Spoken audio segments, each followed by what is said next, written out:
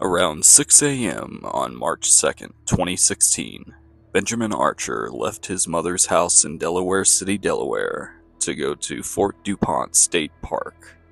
A few hours later, his brother and stepfather located Ben, who bizarrely was barefoot and shivering.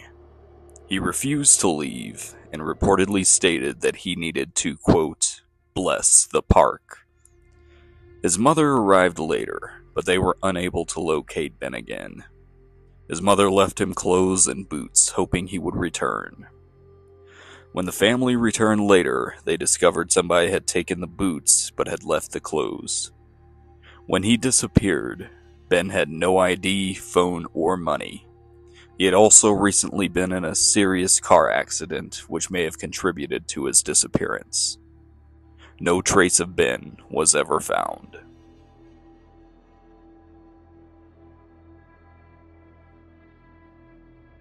On October 7th, 2024, Sam Benestick loaded his dirt bike, backpack, camping supplies, and a tarp into his vehicle and went to the Redfern Kiley Park for a 10-day camping trip.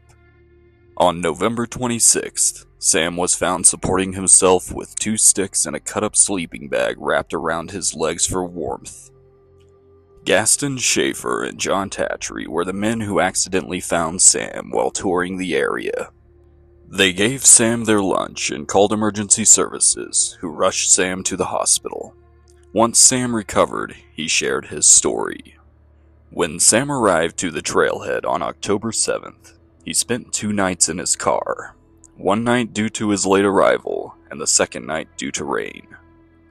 On October 9th, he rode his dirt bike halfway to Redfern Lake before making camp.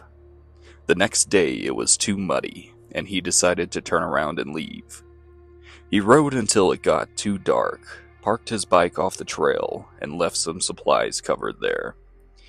He went to a nearby stream to set up camp when a wolf showed up and began following him.